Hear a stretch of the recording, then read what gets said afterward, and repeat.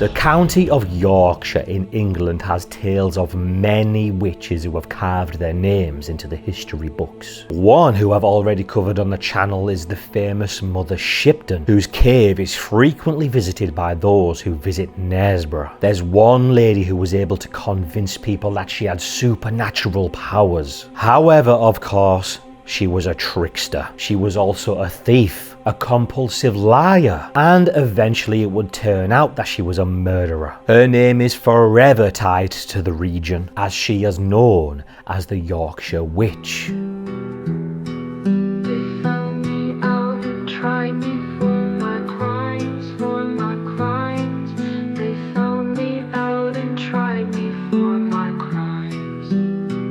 I made Rebecca eat the cake, and she did puke and have an ache. Her tongue was black and swollen, her last breath, her last breath.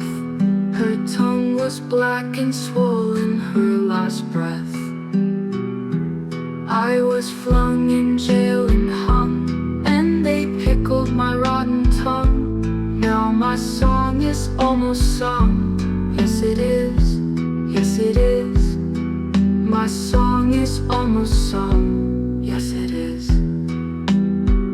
They hung me up so high on the gallows. I did die, but even after I have died, my name lives on, my fame lives on. Even after I have died, my name lives on. Mary Bateman is my name. My name, Mary Bateman is my name, it's my name. Originally named Mary Harker, born in 1768 to farmers in the village of Topcliffe, right near the town of Thirsk. For a farmer's daughter, she was actually well educated and was able to read, write and do arithmetic, but she appears to have had little moral guidance. At the age of 13, she went into domestic service, but she was soon dismissed for stealing. Other jobs followed, but all of them short-lived. She then moved to the city of Leeds in 1788, where she worked as a dressmaker with a side hustle of telling fortunes and claiming to have supernatural powers. Mary met a man named John Bateman, and after knowing him for only 3 weeks, they were married and ended up having 3 children together. Now, being a wife and a mother, you may have thought this would have calmed her down, but this didn't change Mary. Even her husband became victim of her dishonest ways. She once took a letter to John's work to report that his dad was extremely ill. John and his family were also from Thirsk like Mary, so he rushed from Leeds back to Thirsk to see his ill father. Once her husband was gone, Mary proceeded to sell all of his clothes and furniture to pay off a fortune-telling victim who was threatening her with the law. Her husband must have presumably have forgiven her, but whether he was aware of all of her frauds and dishonesty isn't known. His involvement in his wife's scams was never proved, but he must surely have been aware of what was going on and shared in the proceeds. Mary wanted the same fine things as the ladies whose servants she made dresses for,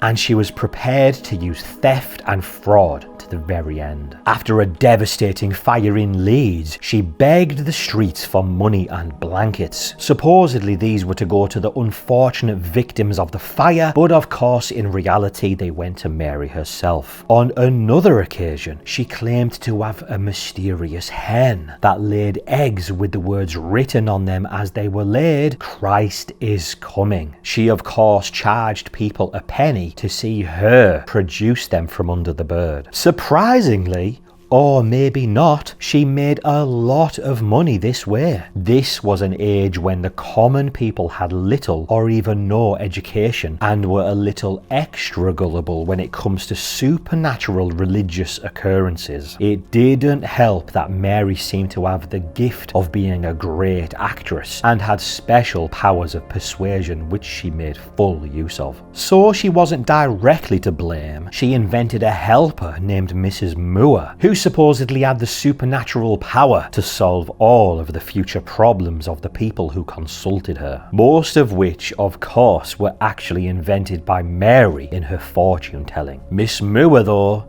of course, had to be paid. Because of this, one poor lady was reduced to poverty in attempts to stop or avoid the terrible events that Mary said was coming her way. She was so frightened and now poor, no more money to pay Mary to prevent these tragedies coming. She tried to take her own life. By 1803, people were going to Mary for remedies. Unfortunately, a family of 3 mysteriously died within the space of only 10 days after taking potions provided by Mary. But their deaths were put down to cholera, the symptoms of which are very similar to those of poisoning. It went unnoticed and Mary got away with murder. After their deaths, Mary spread the story that the family had died from the plague, ensuring that everyone kept well away from the house for fear of infection, while she emptied the house, stealing everything inside. What a lovely lady. 3 years later, with a growing reputation, not only as a fortune teller, but also as someone who could ward off evil spirits, as well as a healer, she was becoming known as that witch. In her role as a healer, she invented another helper, a Mrs. Blythe,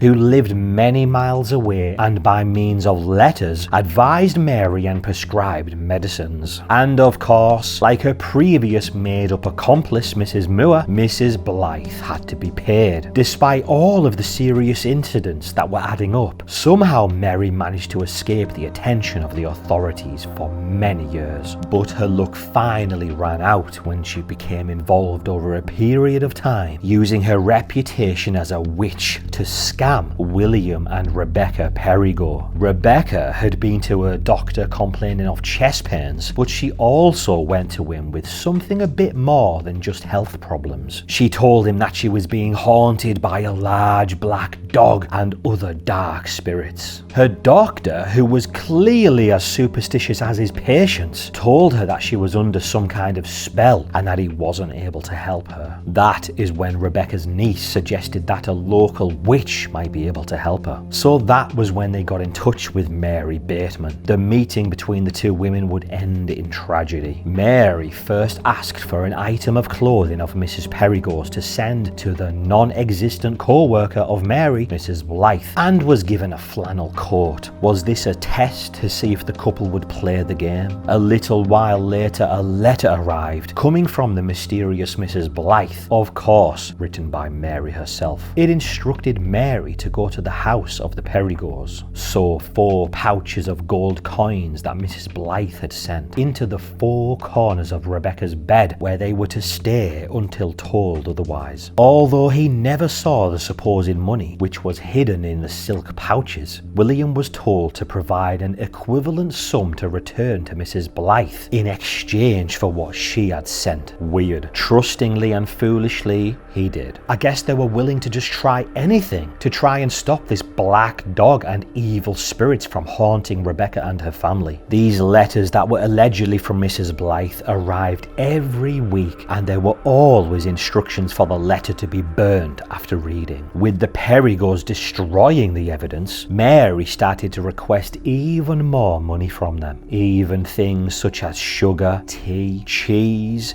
and even china and silverware. There was even a request for a new bed and bedclothes. Mary's reason was that Mrs. Blythe could not sleep in her own bed due to the evil spirits she was fighting on behalf of the family. After handing over gifts and money, the Perigos finally received a letter from Mrs. Blythe advising them to eat puddings which she had made for them. Up to her old tricks, Mary added poison into them. She told the couple that they were to die in the near future of a terrible disease, and eating the puddings would stop this. I guess presuming the puddings coming from a witch, they would have been cast with some spells to obviously prevent them from this tragic death. So the couple tried them. The puddings tasted vile, and so William could only eat a very small amount. His wife, however, managed to eat all of hers, and she soon died in agony. Despite Rebecca's death soon after eating this disgusting poison-filled cake, William somehow carried on being scammed by Mary for another 2 years until he finally came to his senses. He ripped open the feather bed that Mary had sewn the silk pouches of money into as part of the spell, to of course be retrieved at the time of her choosing. He found only pieces of paper and a penny coin in them. He contacted the authorities and had Mary arrested. Many of Perigo's goods were found in the Bateman's house, along with her stash of mercuric chloride. This very poisonous substance produced symptoms that were consistent with those displayed by the Perigos when they ate the puddings, and the family of 3 who were thought to have died from cholera. Of course, the coppers figured out that there was no Mrs. Blythe, and they found traces of the poison in some honey which was used in the puddings Mary provided. Her trial took place in York in March 1809. According to documents in York Castle, the trial lasted 11 hours, though the jury only took a few moments to find her guilty of the charges of fraud and the murder of Rebecca Perigo. Her husband John Bateman was also arrested, but he was soon released. Mary, though, lied to the very end, claiming her innocence and even swindling a fellow convict while in prison, and also falsely stating that she was 22 weeks pregnant in an attempt to escape being hanged. The judge requested that the sheriff gather a panel of matrons to assess Bateman's claim. So 12 married women were sworn into the jury and conducted a physical examination of Mary, concluding that she was not pregnant. On the 20th of March, she was executed outside of York Castle by William Mutton Curry, who had earned his nickname from stealing sheep, but he was let off with his crimes on the condition that he took the job of the hangman. He carried out the grisly duties for 33 years, up until 1835. The hanging of Mary took place before a huge crowd of 5,000 people. Just imagine that. It was popular back in the day to go and watch a hanging on the weekend, but to draw in 5,000 people to see you get hanged is something else. Maybe that shows the excitement to see a witch being hanged, and also just the impact that she had on people at the time. Some of the people who came to see her still believed in her supernatural powers and waited for her to use the magical powers to escape death. Over the weekend before her execution, Mary wrote a letter to her husband in which she admitted some of her crimes, but not the murder. She sent him her wedding ring and asked him to give it to their oldest daughter. After her execution, Mary's body was transferred to Leeds General Infirmary, which publicly displayed her body, charging 3 pence per visitor, raising £30 for the infirmary, which was a lot of money back in the day. What a lovely day out, huh? Her body was dissected by William Hare, who spread the event across 3 days to try and make as much money as possible from selling tickets to see her. On day 1, medical students paid to view the corpse. On day 2, about 100 higher priced tickets were available to the professional men of the city. And on day 3, women could buy a ticket to attend his lectures on the body. After the dissection, strips of skin were tanned into leather and sold as magic charms to ward off evil spirits. The tip of her tongue was collected by the governor of Ripon prison, and 2 books were covered in her skin, but they unfortunately went missing in the 19th century. Mary could not escape the hangman, but in one sense perhaps she didn't die, for she is still remembered and her skeleton can still be seen in Leeds Medical Museum. A strange tale of a wicked witch who used her potions to kill only to steal and benefit from death. Her name lives on as the Yorkshire Witch.